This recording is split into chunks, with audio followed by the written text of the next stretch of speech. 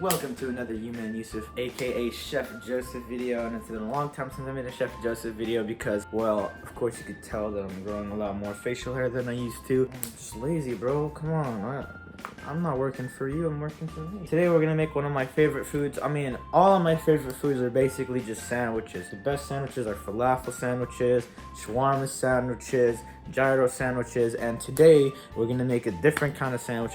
One of the most simplest sandwiches you have to make. It's called a Philly cheese steak, or just a cheese steak. Right now we're gonna get into the ingredients. Get these potatoes out of here. Any kind of roll will work, but today we're gonna be using these hot dog buns because I don't really... Any kind of meat will work, you know, that has just a little bit of fat on it. Just anything that's not completely lean, like a round. Really, really good. If you have extra meat in the kitchen and you're just not even using it, you just, you know, use your meat. So yeah. Provolone cheese, a sweet onion, any kind of bell pepper. I only have orange today. And this is pretty much it. All you need are these few ingredients. Now, to start off with, these two are actually completely optional, but they're really common condiments on top of one of these things. And now, even though I'm not even doing it the completely traditional way, for example, I'm using provolone instead of Cheez Whiz, because Cheez Whiz is one of the most awful contraptions made to humankind, one of the worst things you could ever do to yourself. It's even worse than cigarettes, it's even worse than any sort of drugs you can ever do. The vegetables, because the vegetables are kind of cross-contaminated and all that, you know what I'm saying? But take off the sticker.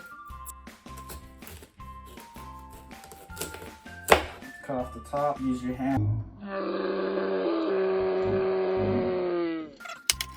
Now, what you want to do when you split it open, you want to take off all the ribs like this. You want to, you know, if your knife is sharp enough, but you know, obviously it's not sharp enough. The sharpener is missing, so.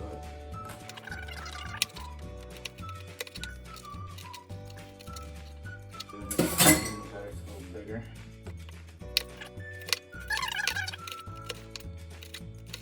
I'm gonna use this later. Okay, now that we got this done, we're gonna cut up an onion. First cut pole to pole. Now I'm going to cut the ends off.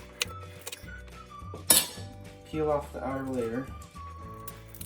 Save this onion half for later. Discard this one with all your discarded parts. And time to chop, chop, chop.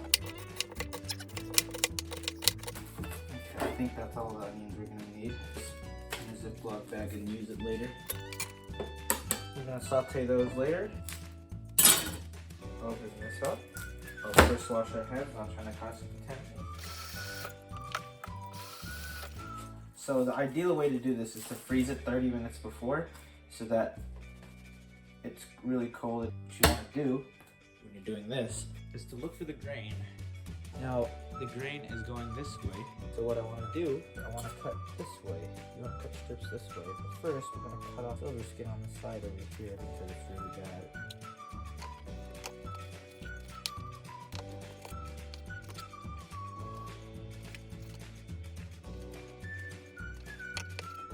Okay, now that I've removed most of the parts that are inedible, time to cut it against the grain.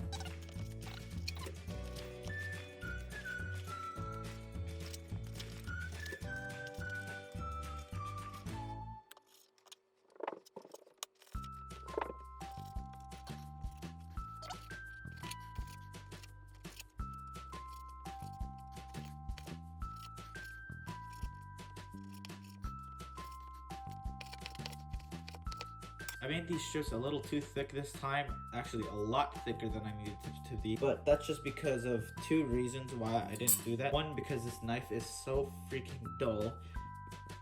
Look. It's so dull, it's not gonna cut any. Two, I forgot to freeze it. Salt the outside of your steak, put it in the freezer. That way it is a lot easier. Cut it to very thin slices. Or you could ask your deli market to slice them up for you really thinly. So a lot has changed about my induction cooker since you guys have last seen it. For one, the one that I was mainly using, this one has broke off. Now we're going to heat this on medium heat. There's oil. There's some of it leaked out. Now that we have gotten it to a good temperature, usually it takes 5-ish minutes for me. Now we're not trying to have it too hot. We could also test it by putting in a piece of onion in there. Okay, it's not ready yet. I have clickbaited you guys. Now we're gonna wait until that thing sizzles right there. All right, now it's starting to sizzle. So I'm really just not good at this, man. So you want to saute this until it's half sauteed. How do you know it's half sauteed? When it's almost about to, get to that point where it's really sweet and delectable. What we're gonna do is we're gonna cook it halfway, put it on the plate again, and then put it back with the meat, and then at the end separate them into little piles. Put some cheese on there.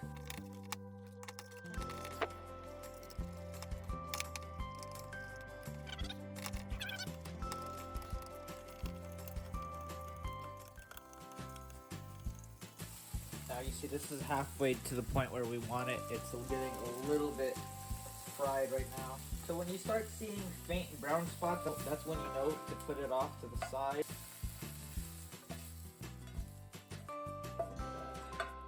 Beautiful.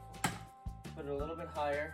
Steak. It depends on how thick you've cut your steak. If you cut your steak thicker like mine, you're gonna have to cook this a little bit longer.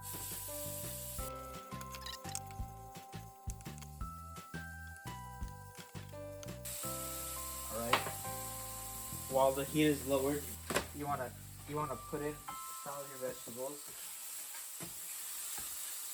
Cook them around a little bit.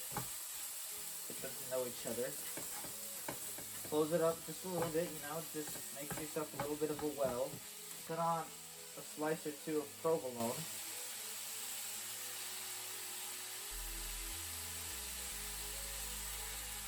And now close that baddie up.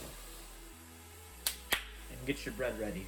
Now, you could put any kind of condiments on this one. I'm gonna make this one plain, but you could put mayonnaise. You could put any kind of condiment you'd put on a cheeseburger because this is really just thick. All right, it's already done. Look how fast that was. Real time.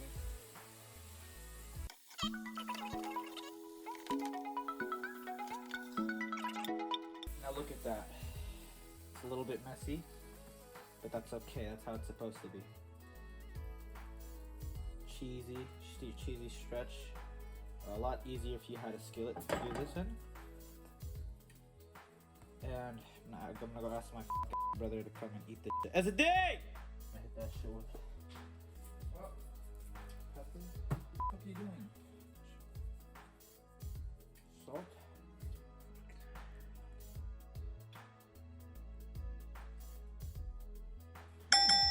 See, look, it's stingy. It's pretty legit. No, it's yours. You can eat it. I just ate it, bro. I just ate, bro. I'm full. I'd eat it, though, if I wasn't full. Alright, now I'm gonna...